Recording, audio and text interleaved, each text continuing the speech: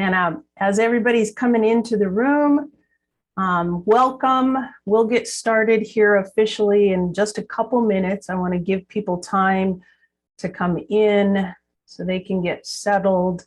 If you want to, you can put in the chat where you're coming from. Well, I'll always love to see who's here and where you're from. I'm from Denver. I'm in Colorado. We're quite hot here.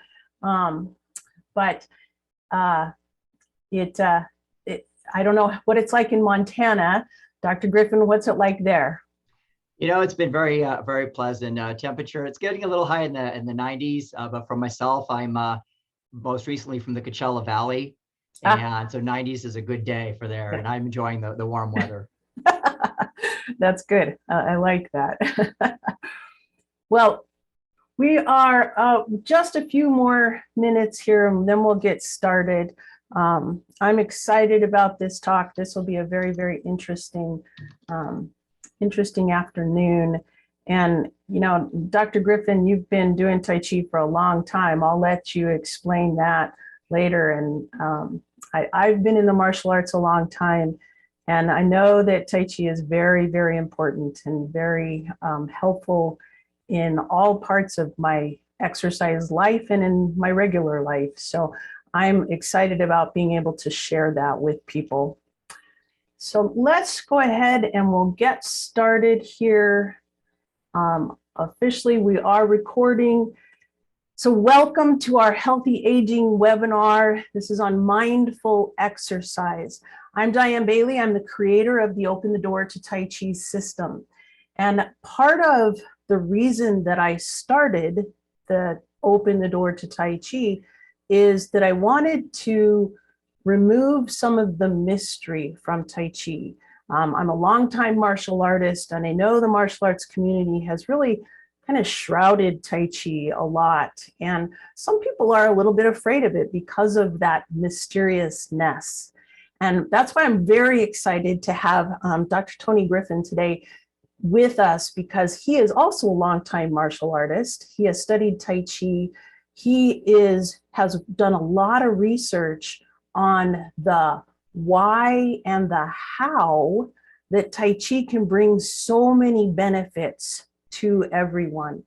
And he's done a wonderful job of putting it into explaining everything in a more Western perspective, which helps us here because we didn't grow up in the East. It helps us to understand this Eastern form of exercise from a Western perspective in order to get the benefits. We're not discounting that Eastern side. It's just explaining what's going on. And he does that very well in his book, Mindful Exercise. This is a book, we'll tell you how to get that book later on. I do want you all to have the opportunity to get it because it's very well done, and it will help you understand why you really do want to do Tai Chi. Bring it into your exercise routine. So Dr. Griffin, thank you very much for being here. I appreciate it. Why don't you tell us your background? Well, and thank you for having me here. Tai Chi has done so much for my life, and I'm going to kind of start from where I began with it. But before I do want to preface that when research and the things I write about and talk about are not medical advice. Always talk to your doctor. And sometimes when I talk about the experiences of my students with cancer and some of the research in the area with cancer, I'll get people who saying, Dr. Griffin says Tai Chi can cure cancer. We cannot say that at this point, or to what degree.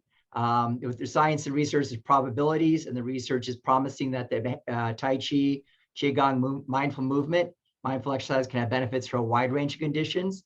I'm going to go over some of that preliminary research, but from the scientific perspective, there's a lot of research on the benefits, showing different levels of benefit for different conditions. Not a whole lot of research onto how or why they're getting these benefits. And that's what I'm really looking at. So my own Tai Chi journey started over 35 years ago, and I actually started it as a martial art. I was just fascinated with martial arts, and I was learning Shaolin Long Fist and Praying Mantis from a gentleman whose family has been doing it for like several generations. His Kung Fu teacher I was born like 1886 before the Boxer Rebellion. It's just, I look at that, I think that's incredible. Mhm. He learned Tai Chi during the golden era in Taiwan, and just his background and knowledge is just incredible. So at the time, I had no interest in health. To me, it was just as a martial art. I think this is important to clarify because as during each decade of my practice, my views on who should be teaching Tai Chi and how it should be taught is very different. If you'd asked me 20, 25 years ago, I would have been appalled that teaching is anything other than a martial art. And you have to stick to very rigid guidelines and very rigid forms.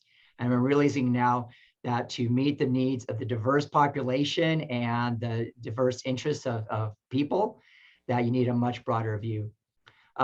Chinese martial art historian Robert Smith tells this wonderful story about, or a joke about how many Tai Chi teachers does it take to change a light bulb? He How says it many? takes 10 Tai Chi teachers, 1 to change the light bulb and 2 to tell him he didn't do it right. Every Tai Chi teacher, based on their perspective and their focus and their interest, is going to have almost a natural bias.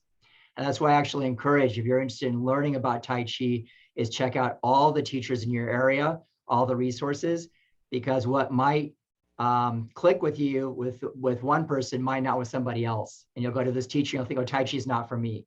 But you go to another teacher, and I found with research and talking to different people that sometimes the goodness of fit between the teacher and the student is more important than lineage or background or anything else, as long as they're following certain important principles, which we're going to talk about.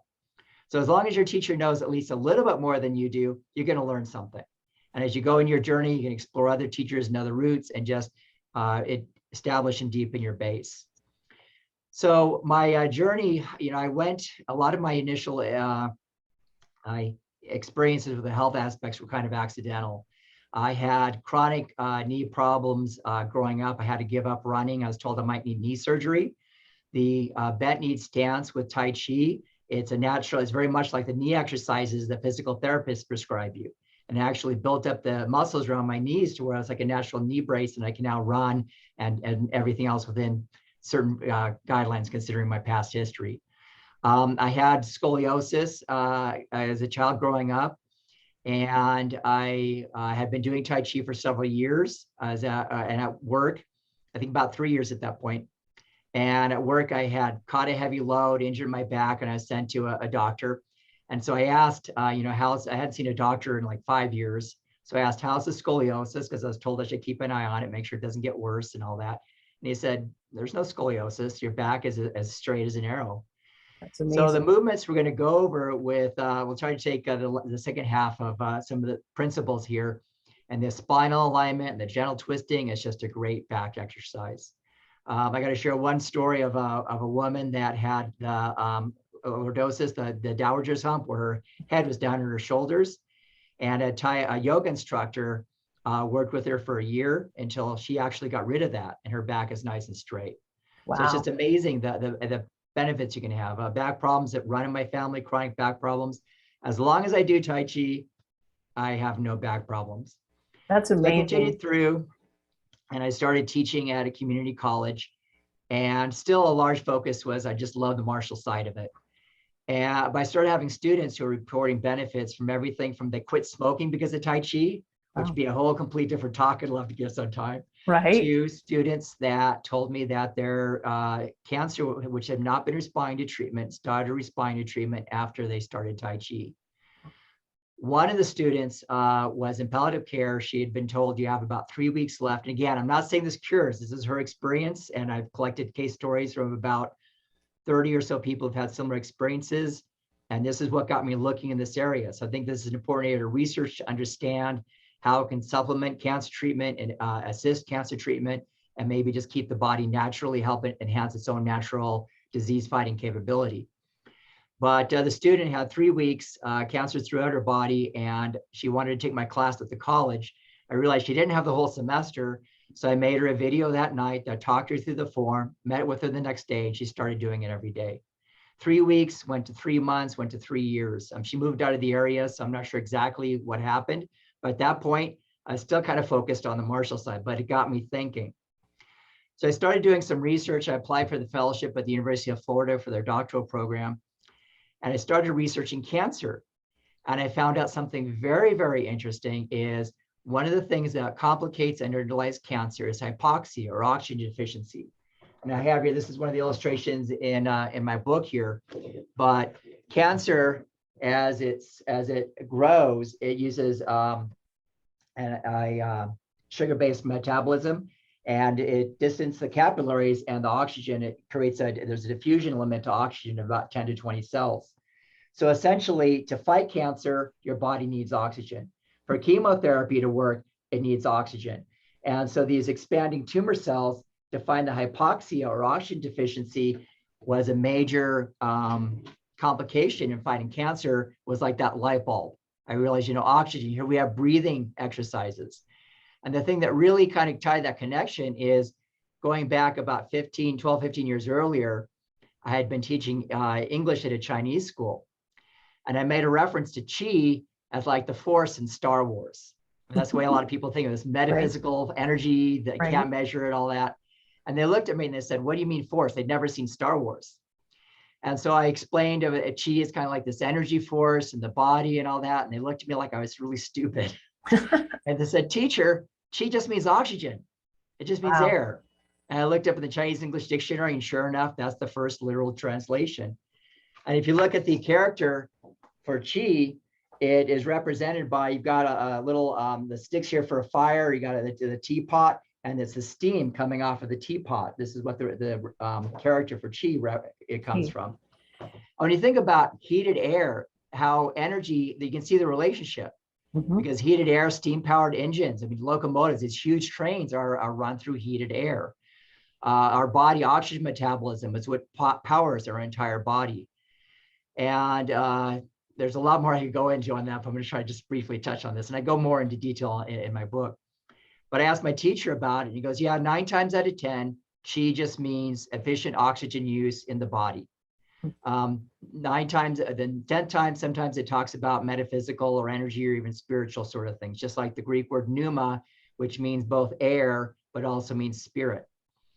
So that's a whole different topic of lecture here. But essentially, that was the light bulb. That experience was really drilling in that Qi at its basic physiological level meant efficient oxygen use in the body. And here you have cancer, which develops hypoxia, which makes it, that limits the oxygen in the body. And here you have these exercises focus on relaxation, the breath, maximizing oxygen use in the body. Have you ever done Tai Chi and you feel that tingling in your hands and your fingers? That tingling is that increased oxygen diffusion and saturation in the body. Just like when your leg falls asleep and it starts to come awake, you get a painful tingling, but this is a very pleasant tingling. So you can actually feel it. You can measure it with an oximeter. So I started doing more research, and what I found was I challenge you to look up any condition and the word oxygen, or hypoxia rather, any condition in hypoxia. I've yet to find any chronic condition that isn't, from arthritis to diabetes, that isn't in some way complicated by oxygen deficiency in the body. Underlies it, may cause it, complicates it. There's a strong relationship in any condition. And in my book, I go over a wide range of conditions and the research on looking at that element. So I was curious, we have, when you run, you can measure your heart rate, and you got the whole cardiovascular and aerobic theory. So I thought, well, if you're getting physiological benefits, health benefits from Tai Chi, there must be something you can measure. And having this link with hypoxia and cancer and the whole oxygen with Qi thing, I conducted a study where I measured the blood oxygen saturation in groups doing Tai Chi versus people doing other exercises. And what I found was that during, I'll show just the first half of this, during Tai Chi, the blood oxygen and Qigong and similar breath exercises, oxygen saturation actually goes up. It stays the same or drops during aerobic exercise, depending on the intensity. It's still good. Aerobic is still good for you because you're challenging the cardiovascular system, but it shows that your body's using oxygen differently. And so we had this increase, statistically significant increase in oxygen saturation in the body. And you can feel the difference in diffusion through the tingling in the hands and the limbs as you get the oxygen diffusion. But while I was doing the study, I was taking the oximeter off of one of the participants' fingers. And as I was reaching for it, I saw the oxygen levels start to drop. And it dropped back down to more normal levels, 96, 95, but kept dropping. 94, 93, 92, 90, 89, 88. When oxygen saturation drops that much, if you're in a hospital, that's a cause for concern. Mm-hmm. It dropped down to about 89 or so, and then it went right back up to normal. But I was kind of curious, was this a fluke? Was there something going on? And so I conducted a series of measurements and published this in a paper, and it's in the book. But what I found was, while you're doing these relaxation, deep breathing, slowing the breath down, maximizing oxygen intake and use in the body, maximizing oxygen intake, the indications that your body is actually using oxygen at a higher rate, oxygen metabolism, maximizing the oxygen in the body for healing, for cellular function, for fighting disease, cancer, or whatever, is that drop. And while you're doing Tai Chi, this is the running, goes back up to normal. During exercise, running, it drops or stays the same. Tai Chi, it goes up, but afterwards, you get that momentary, very brief drop, and then it goes back up to normal. And what that drop indicated, we need a lot more research to find out if this is what's going on, is that your body is bringing in more air, you're more relaxed, the oxygen saturation goes up, but that it drops, 5, 10, 15 points afterwards, very briefly, indicates that your body is using oxygen at a much higher rate. And during that transition from a relaxed, mindful, breath-focused state to normal functioning, during that brief drop, whatever's sucking that oxygen out of your blood, so to speak, you're bringing more in, but you're also using a lot more. During that time before it transitions to normal physiological functioning, you get that drop because you're using oxygen for healing and cellular function at a much higher rate, and then it goes back up to normal. No, that's so fascinating because it's different kind of movement, right? That's where people are, how can Tai Chi really be exercise? And this is what we're showing, is that it is exercise, not only in the fact that you're moving, but that different kind of exercise, your body is able to use the oxygen even better. And that's fascinating to me. It's, there's something, if you've gained benefits, there's something you can measure in the body. And this is something we can measure that we need more research on. When running first became popular, it faced kind of the same barrier with Tai Chi. People didn't understand it. There's a wonderful article in the New York Times where it talked about a senator that was picked up by the police for a suspicious activity. He was running. They figured he must have committed a crime and was running away. The article had all sorts of quotes of people with situations. And Tai Chi is the same thing. People don't understand it. You're moving slowly. Because we don't understand it, you'll find a lot of exercise physiologists and people with an exercise background, that even the ACSM, the American College of Sports Medicine, they try to categorize it as like, well, maybe it's moderate aerobic exercise. Right. And that's why you're getting a benefit. The thing is, your heart rate really, unless you speed it up, in which case it's not Tai Chi anymore. Right. If you speed it up. So a lot of people will speed up the Tai Chi to get the heart rate up, but now you're doing a moderate aerobic exercise. You're not doing Tai Chi. Right. It all comes down to relaxing. The heart rate will go up a little bit, but not much. So why and how are you getting these benefits? The metaerobic theory in my book explains a potential reason why you're getting these benefits. And that's where you came up with that third category. We've got aerobic exercise, anaerobic exercise, and now metaerobic exercise. Go ahead and explain that. So the idea is, if you're enhancing oxygen metabolism, so meta can mean like above, superior, but you got oxygen metabolism. And so metaerobics seem like a good fit. Aerobics, it's based on cardiovascular, you're challenging, stressing the heart and the circulatory system, which you still need. You still need cardiovascular exercise. But here you're enhancing an anaerobic exercise with the weights and all that. But if you're moving slowly and relaxed in the breath and you're getting a physiological change with increased differences in oxygen metabolism, metaerobics seem like a good fit within that category. And I've always said that Tai Chi is an important piece of the puzzle. As an exercise person, I would never say that Tai Chi is the only thing that you should be doing. If you can do the other things, right? It's a piece of the puzzle, and that's what you're saying as well. depending on your health, age, condition, and what you can do. There's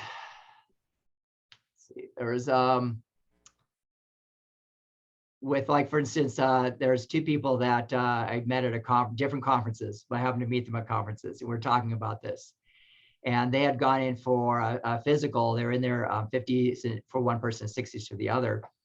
And they did the doctor had to do a stress test, and they rushed both of them in for a coronary bypass because their arteries were so blocked. They said they couldn't understand why they were not short of breath. Wow. Both of these people were avid Tai Chi practitioners. So I think the reason they were never out of breath, never knew that their arteries were 90 and 95% occluded, was because they're using what they were getting in, they were using so efficiently, they didn't know. They're still at risk for heart attack, and now they both do a vigorous walking program. But what about walking at a slower pace? I've seen this more and more. Studies look at benefits of walking, and ultimately they come down to where you need to increase the pace to moderate to speed walking. Sure. Speed walking and cardiovascular. And yet we're seeing benefits for slower pacing of walking. Is walking more like Tai Chi. You relax, slower movement, maybe more deeper breathing. And if you focus on that within walking, you're getting that metaerobic effect. And that mindfulness is actually part of it as well, that you're connecting what you're doing, you're connecting your mind with what you're doing physically, and that's important as well, right? Right. When you're stressed and you always have these stressful thoughts, stress creates tension in the body. Tension inhibits oxygen use in the body. There's an exercise that I have people do to just kind of an easy way of gauging stress in your body is I have people stand with their hands. I don't know if you can just hands at their sides. And I talk about this in my book, but if they have a lot of stress or tension, I'd say stand with your hands, relax your sides, and I see this.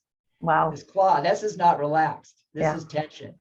If I was standing here totally relaxed, my hands should be hanging perfectly relaxed. You can kind of gauge the level of experience of a Tai Chi teacher and a practitioner just based on how relaxed are their hands. If your hands are relaxed, shoulder tension, shoulders are relaxed, the muscles are relaxed. When I was doing running and the like before I had to give it up, now I can do it again. But my muscles were my legs, rock hard muscles, that seemed normal, good, strong legs. After I've been doing Tai Chi for a long time, my muscles are so relaxed, it was like they were just like jiggly, but I still had the muscles. Right. Muscles that work and function more efficiently. Tension in the muscles is not natural. It inhibits oxygen use. It gets really a result of stress, a byproduct of stress, and feeds back into stress. So when we can practice these movements mindfully, one of the best ways of doing that is you're going through the exercise, you focus on the hand.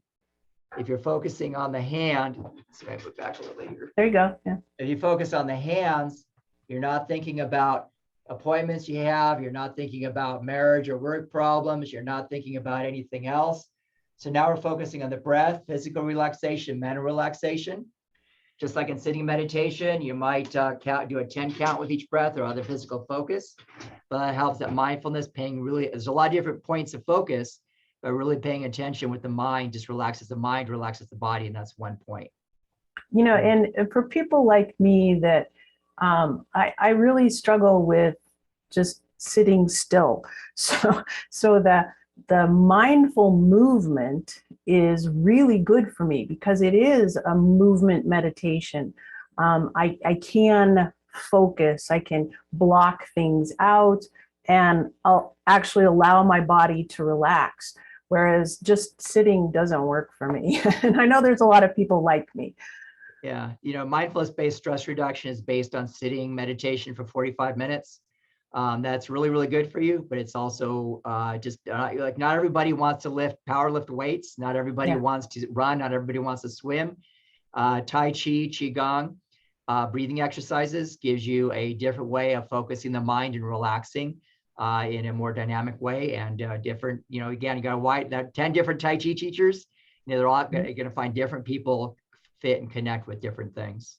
You know, in your book, you also mention about Tai Chi and the theory of longevity and you're talking about the telomeres, and you want to go into that just a little bit too.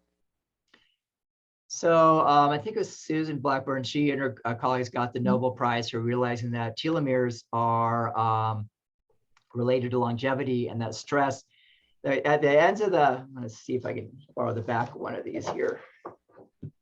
Okay.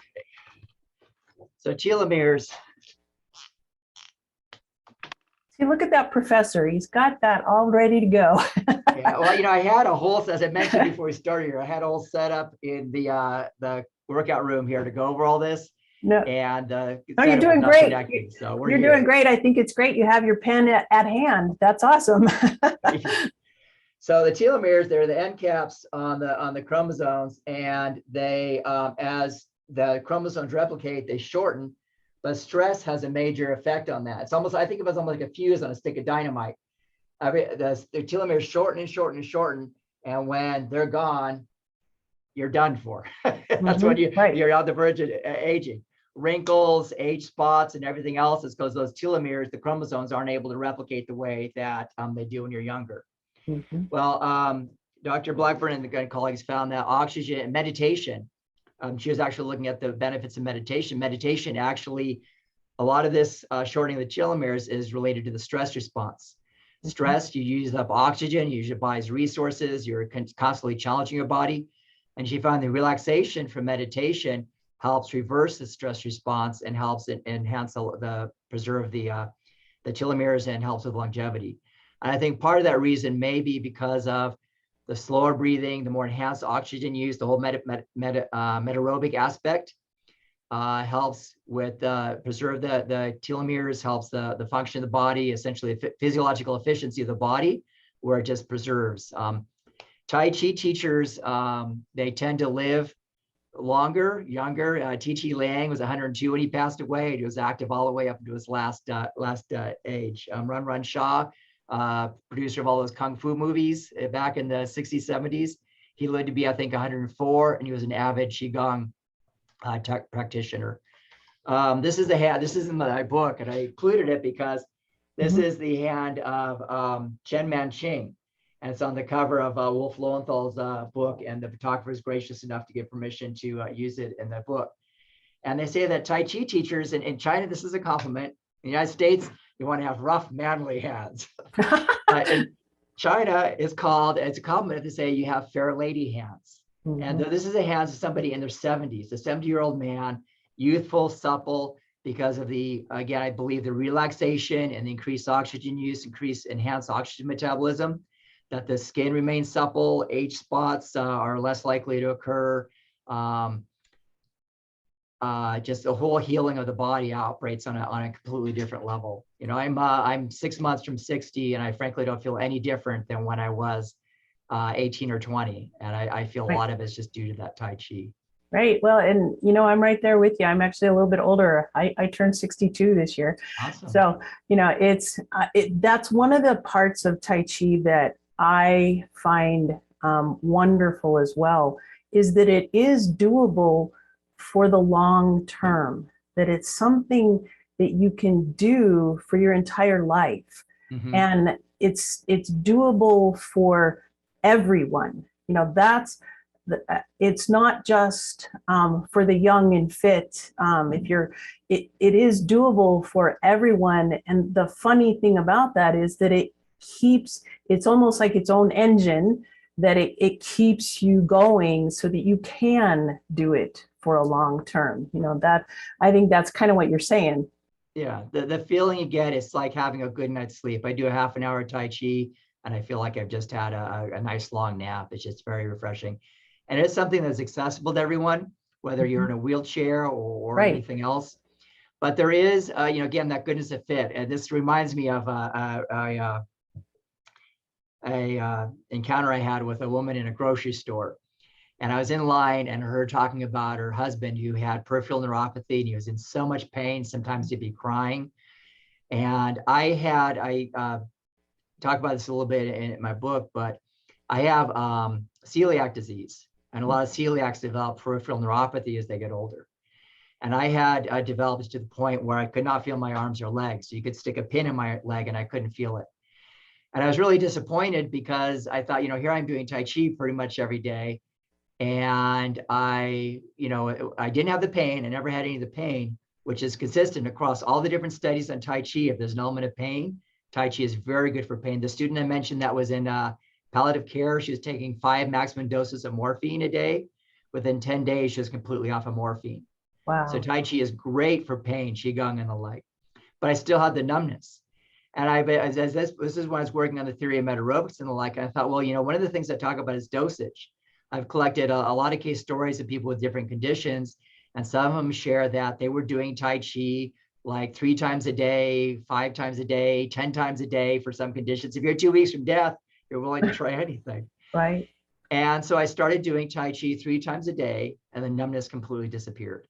Wow. All feeling returned. And now I do twice a day, morning and night, just whatever's causing it is still there, but it allows my body to heal and keep on top of it.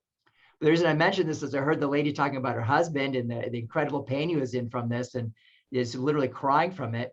So I mentioned to her that I had peripheral neuropathy and I managed it with the Tai Chi and the Qigong, the breathing exercises. And she laughed and she said, young man, I do Tai Chi every day, but my husband, if he can't take a pill, he's not going to do it, no matter how much pain he's in. Wow. Oh, that's really sad. It is. But you have to look at, everybody's different. There's a lot of different interests. Can you find something? You might find the social aspect. In a study I was looking at for barriers of facilitators for Tai Chi, one of the biggest motivational things were the social aspects. Getting together with a group to do Tai Chi. They may not have cared about the Tai Chi, but they loved getting together. If you're watching TV at night, she said you like to sit on the couch and watch TV. Well, instead of sitting on a couch, do Tai Chi while you watch TV. You can really fit it in anywhere. Might not be quite as mindful, it might change the benefits a little bit, but that's where we need research to find out all the different levels. Looking at speed, pace, frame, whether you're doing small frame, medium frame, or large frame. Mm-hmm. And that's very important to consider. If you're not sure what frame means, that can affect the relaxation level considerably.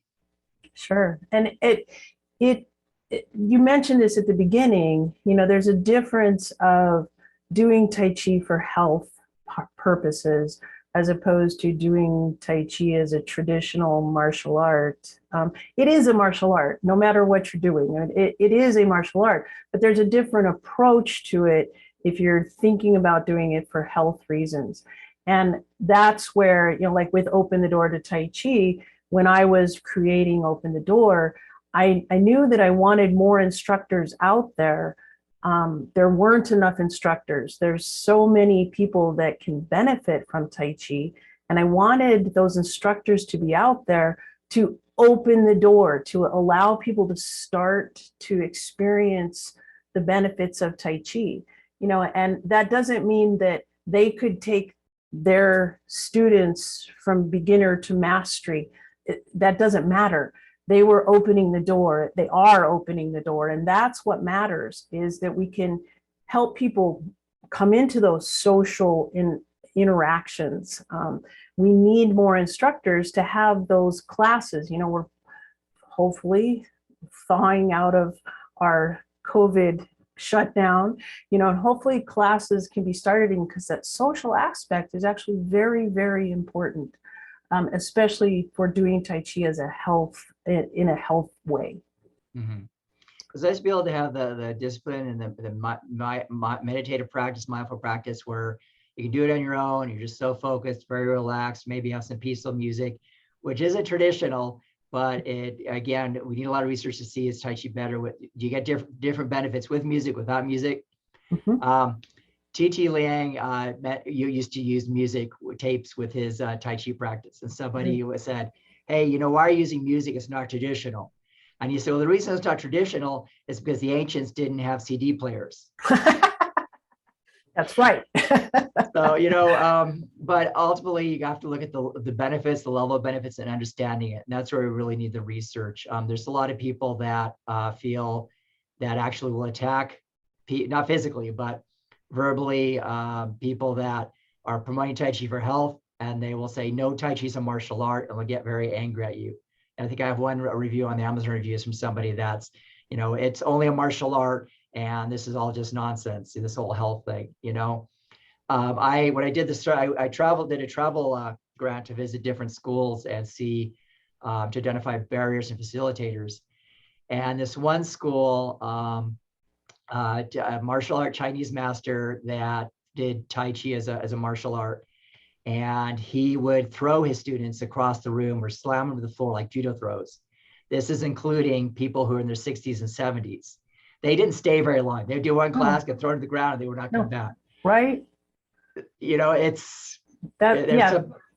Yeah. When you're thinking about the benefits of Tai Chi, you want to be bringing that to your students. You don't want to be destroying your students. You want to be able to help them get the benefits of better balance, of stress relief, of mindful awareness. You know, that's something that you talk about in the book as well, is just the psychological benefits of becoming more aware. As you do your Tai Chi, you become more aware of your body, you become more aware of your movements, which in turn helps you move in a more balanced way. It helps you psychologically because you can kind of lower that that anxiousness, that I'm worried about everything all the time. So, you know, I found that final chapter about the psychological benefits in the book is actually really, really important as well. Can you speak to that? I'm hoping to come out with a book in the next year that's going to look at the psychological side even more, but that's one of the charts here. This will actually be in the book. But throughout the day, your brain waves, the cortical arousal EEG waves, they go almost like a roller coaster up and down. There's areas where it's called under arousal, where you have difficulty staying awake, areas which are over arousal, where your brain literally shuts down like a deer in the headlights. You just can't think, you freeze. And then there's optimal cortical arousal, where your brain is operating at 100% peak efficiency. So you wake up in the morning, alarm goes off, maybe it shuts up, you're not sure if you're at home or if it's a school day, work day, whatever. But you get out of bed, you start falling asleep, you get in the shower. There's something about the sound of running water. I think that's why we love oceans, waves, that tends to generate optimal levels of cortical arousal. I don't know how many of you, I know I have some of my best ideas in the shower. There's something about this running water. Then you get out, you start throughout the day, maybe a cute guy, girl walks by, piques your interest. You're listening to a teacher in school, he's just boring, talking about history. All of a sudden he asks a question and everybody's looking at you. You may know the answer. It might be like, who is the first president of the United States? But everybody's looking at you, your mind shoots up to overcortical arousal, you can't think. Teacher figures you didn't study, goes to somebody else, and then all the attention's off you and bam, the answer pops into your head. So all day long, your mind's in this roller coaster of having difficulty paying attention, to falling, to being frozen, to stress response and depression and everything else. Learning to focus generates to where you can operate in optimal arousal throughout the day. If you've ever given a talk and you're really nervous and you talk and talk about and talk about every time you're umming or ahhing, you're up here, the stress, your brain can't work. The gives you a space where you can start thinking, get back to more optimal levels. There's a blue line here. I don't know if you can see it that well here, but you can. This flat line is from a study of 30 Zen monks. They'd all been Zen monks practicing meditation for hours a day for at least minimum 5 years. And this is the first time researchers had ever seen this. They hooked the electrodes up, they measured the EEG, the brain waves. When they went into a meditative state, they actually flatlined. Whoa. These are called brain waves for a reason. They go up and down. They'd never seen that before. Right. They achieved such a level of calm, of mental control, that they actually removed any fluctuation in their cortical and their optimal arousal. Wow. Flow, creative states, inspiration, they all come from working, using your mind at that 100% efficiency. These exercises, when you focus on the hand, on the movements, it helps focus the mind and create that mindful meditative state. It's a very powerful state. Before I started the martial arts, I was like a C student. After I started it, I became a straight A student. That's just great. The level of focus and attention and memory and everything else is just a wonderful, wonderful exercise. And that's an important point too, of these benefits of that, you know, being able to focus, being able to relieve that stress. All of these come from applying the principles of Tai Chi. It doesn't come from just standing in a room and doing slow movement, right? We have to actually learn those underlying principles. And that's part of what you were talking about with finding a teacher, is a teacher that can actually help you learn to apply the principle, the breathing technique, to help you apply that principle of focusing on your posture or moving from the dantian, actually being able to move in a flow. You were just mentioning a flow state, that continual understanding your weight shift, understanding, you talk in the book about being single weighted, where one side is completely relaxed because all of that weight is on the other side, right? So understanding those principles, like being single weighted, is very, very important. And all ties to, again, levels of benefits. Just breathing, slowing the breath down, you're going to get a level of benefit whether you're doing Tai Chi or not. Mm-hmm. Most people tend to breathe around 12 to 15 breaths per minute. If you can slow it down to 6 to 8 breaths, you tend to get all the metaerobic sort of effect. Then you add the mindfulness to it, you get that next level. If you add the spinal adjustment, great for back. Our spine, I have a spine model here just because I feel this is so important here. Yeah. We tend to store a lot of tension here in our lower back, and it just creates that curve here. We have a lot of tension in our upper back. When you do Tai Chi, it's like there's a string on the crown of your head, a string on the tailbone, and you're doing Tai Chi, you get it very straight, you get gentle manipulation, twisting, and so you release, you stretch out and release and relax all that back tension, all that shoulder tension. And then you go back to normal, there's maybe a little less tension in the back and shoulders. There was an interesting article, I think it was actually in National Geographic, where anthropologists had noted that Aboriginal people had very little curvature in the spine. That a lot of this curvature in the spine is, you talk about the normal S curve, that may not be so normal. It might be a function of modern life.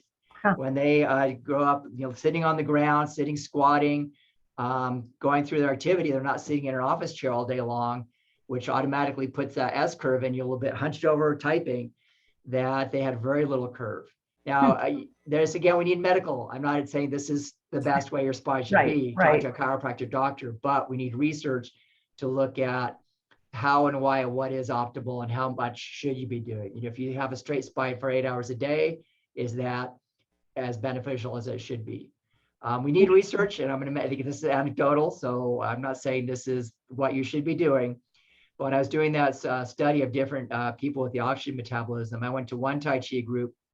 There's 8 people. They had all been students at Chen Manqing. They've been doing Tai Chi for a minimum of 40 years. Wow. And they had the straightest, standing there talking to them, I noticed they had the straightest spines of anybody had ever seen, just standing.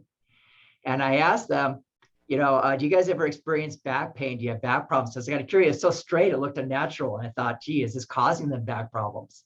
And they said, no, we've never had any back problems. Again, research, is it that healthy to have your spine that straight? I don't know, but this is where we're a whole new field, just like running was back 50, 60, 70 years ago. We just don't really know, but we need that research. There's a lot of stories and things that show we need to really get a group of 30 or 100 people and doing Tai Chi certain amounts of time, certain amount of repetitions in a week.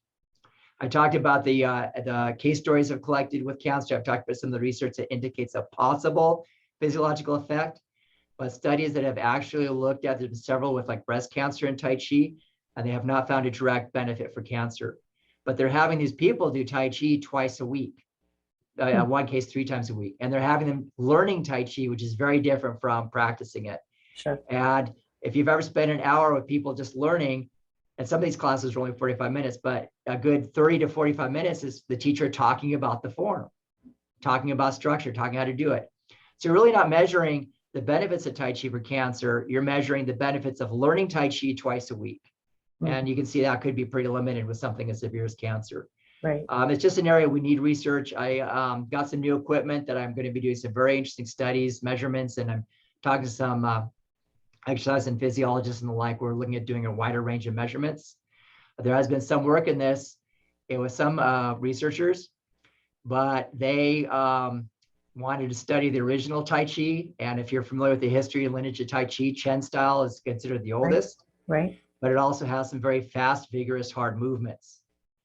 And so they were doing the studies and they weren't getting the benefits they're getting because they're using Chen style. They wanted to use the original authentic Tai Chi.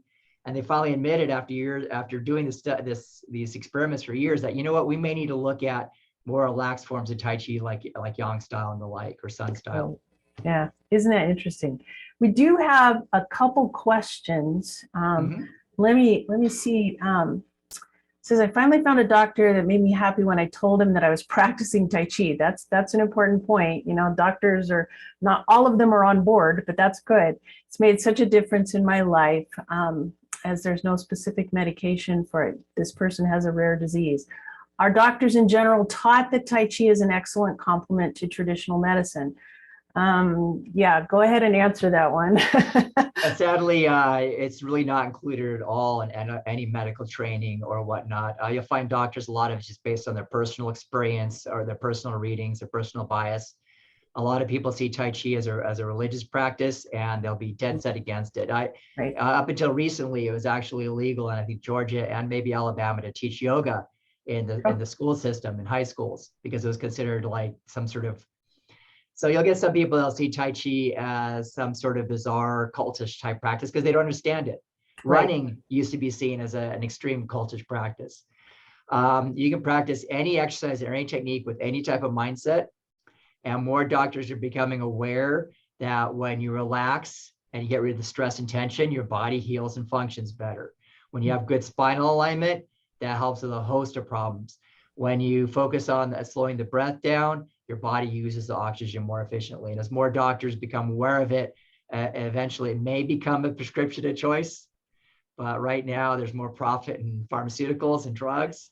Right. So sadly, we're going to find still a lot of that emphasis there. But people are becoming more aware. And I recommend, if you're interested in using Tai Chi medically, is check around and see if you can find a doctor that has some experience, knowledge, or openness to it. You do always want to make sure that you do this in conjunction with any doctor's advice and medications and everything else. But Tai Chi, Qigong, again, focus on the relaxation, the breath, if it enhances physiological functioning, it may also enhance the use of medications by your body, which also may mean you need lower dosages. So you're going to want to look, do you need the same dosage if you're doing Tai Chi regularly and efficiently, and just talk to your doctor. So it is important to have a doctor you can have that conversation with. Absolutely. I have another comment about the blue zones combined with Tai Chi and yoga. The results are amazing. Are you familiar, Dr. Griffin, with the blue zones? And is it related to the telomere, the shortening of the telomeres, the not shortening, I should say? Go ahead and talk about that. Yeah, the blue zones, there's commonalities in their lifestyle. A lot of people look at it just diet. They eat more nuts, more fruits, a lot more legumes and the like, less meat, some no meat at all. And they tend to be more active. So they'll be doing things throughout the day, either it's farming or like one of the blue zones is the Seventh-day Adventists in, I think it's Upland or somewhere in Los Angeles area.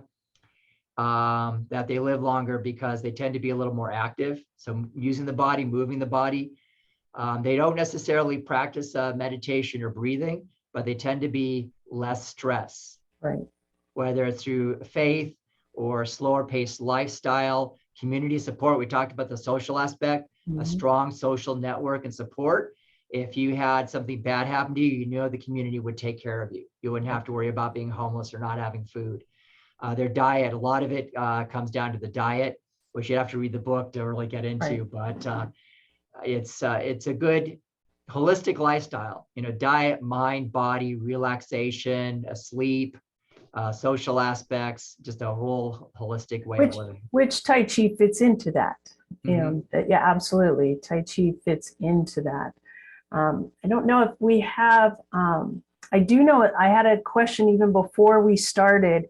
Was someone was interested in getting your book, and I just wanted to have the group understand where they can get your book, because I do want them to be able to read it. It's really wonderful. So the stories in it, the That personal accounts are just a unique part of that book, that it really drives home that fact of these are real people getting benefits from Tai Chi. So if you would, Dr. Griffin, tell everybody how to get a copy of your book. Yeah, the book, if you go to Amazon, Barnes & Noble, Books A Million, you'll be able to find it pretty much anywhere. There's becoming more books on mindful exercise. So just typing in mindful exercise may not pull it up. The book came out in 2018. And this is actually a very small part of my research. I'm more into behavior, health, behavior, motivation, and community health. And I kind of fit this in what I can, which is a shame because there's some really problems and something which I've scheduled more time for in the future. And again, I'm working getting that second book out. But I actually, if you have screen sharing enabled, or if you just want to bring up, I have on Amazon, if you look up mindful exercise and Griffin, my last name, Gryffin, it will come up on Amazon, or just a general search, but it's available Amazon, Books A Million, bookstores and the like. You just mindful exercise and then look for Pete Griffin. Tony's the name I usually go by. And what I'll do too is we'll send out the replay of this webinar, and we'll give a link for the Amazon link, or one of the other websites, so that you guys can just click on the link and get to the book. So we'll just clear that up. I'll just give everybody a link so that you know exactly which book we're looking at. And I also want to encourage everybody to think about, as if you're interested in Tai Chi, if you've been doing Tai Chi, you might want to become an instructor. And that's where Open the Door is available for you to help you learn how to teach. So where there's one thing about knowing the exercise and knowing Tai Chi, knowing the form, but knowing how to teach and apply the underlying principles and really help people get the benefits, that's another thing. So, you can email me at Dianne@taichisystem.com. That's Dianne@taichisystem.com. I can give you some more information on that, because we really do need more instructors out there. We need more availability so that everyone can experience Tai Chi. I think we have a couple other questions here. Let me see. One just says, I'm really looking forward to your book. Thank you so much. And the good information of knowing that you don't have to become a master to get the benefits of Tai Chi, that there is a health side of this, that we as regular people can be doing it. That's very encouraging. And I appreciate, Dr. Griffin, that you have been, at the forefront of helping us understand that, here in the West. We need to open up our minds that exercise isn't all about sweating and working as hard as you can. That, there's a place for that. There's a place for aerobic exercise. There's a place for anaerobic exercise. There's a place for metaerobic exercise. And that's what we're talking about here, is that open, relaxed movement. So do you have any final comments for us, Dr. Griffin? Just again to stress some of the principles, the idea of the breath, slowing the breath down, breathing deeply with the diaphragm, working on general spinal alignment, pace, because I think a lot of doctors and exercise scientists want to make it aerobic because then they understand it. I've seen Tai Chi sped up quite a bit. So like the short form, I find that if it's before much under 5 or 6 minutes, I don't necessarily get the same readings. Competition, you'll see a lot of some teachers, because they've won Tai Chi competitions, they have gold medals in Tai Chi, they're considered the best instructors. They're great instructors for Tai Chi competition, but they tend to do large frame Tai Chi, low stance. They tend to do faster Tai Chi because when you're competing, you have to do it within a certain time zone. Right. So it's not necessarily getting the benefits of alignment, relaxation, the breath, and read books. My book, there's other books out there. Just read the research. out there, and educate yourself on it and try different teachers, different programs, and you're going to find that you're always learning things. I'm always learning and picking up new things. I've been doing it for over 35 years, had a nice, very traditional grounded base, but I see things that as a health exercise, I might do. If I'm going to do crate spreads of wings and I'm going to throw somebody, I'm going to do it one way.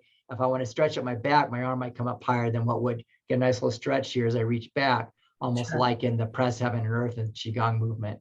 Sure. I did have a final question come through, and it actually relates to what you're just saying, is what would be your recommendation of how often we need to be doing Tai Chi in order for it to be beneficial? Yeah, that's a question we really still need research on. A lot of it depends on your condition. Having celiac neuropathy, I find if I don't do it twice a day, time-wise, sometimes instead of doing, I'll do left side in the morning, right side at night, or vice versa. Sometimes if I'm busy, I'll do left and right side together for about an hour. As long as I do that every day, the numbness stays at bay. People, I know there's case stories, people I've talked to who are battling cancer, and they were doing it like 8 times a day, every day. If you're looking at, if you're spinal health and just general relaxation, you might find 2 or 3 times a week will do it for you. So a lot of it depends on your goal and your health concerns. Is it a practice you want to just use for the mental relaxation, the mindfulness? A couple of times a week, you might find it's just that nice break. You need 5 or 10 minutes at work. You need to get up from your desk and just do a few minutes at work every day. And you go back and you're more productive. Your back's feeling better. You're more relaxed, focused. Is great exercise for at work. And you can do it all on plates. I'd love to have time to go into jail cell Tai Chi, but yeah, that's in the book. I think I talk about that. It is. Yes. Yeah. No, and that is true. It's an individualized prescription for really what you're focusing on. But the bottom line is that Tai Chi can be for everyone. It is doable for the long term. There are so many benefits to it. And I really appreciate you, getting the word out and helping us understand it, helping us understand, the ongoing research. We understand it's ongoing, and that's kind of exciting that we can be a part of that. So I hope that you will all go get that book. After we will send out an email later today that will have the replay link, and it will also have a link to the book. And if you're interested at all in any questions about Tai Chi, I'm available, Dianne at taichisystem.com. Dr. Griffin, I don't know if you want to have any kind of email out there for questions. If Dr. Griffin at metarobics.org, if you Google the word metarobics, I coined the word, so it'll all tie into my work, the website, the Facebook page, but there's different ways of contacting me. Just that word metarobics, METAROBIC or ICS. Metarobics, yeah. Yep. Okay, well, thank you for joining us. Thank you for taking the time today, Dr. Griffin. I really appreciate it. And I hope everybody has a great rest of your day. Maybe you can take a little 5 minutes today and just think about your breathing. Maybe if you know Tai Chi, just take a 5-minute break and do it. So have a great day. We'll see you later. Thank you, Dianne, for having me.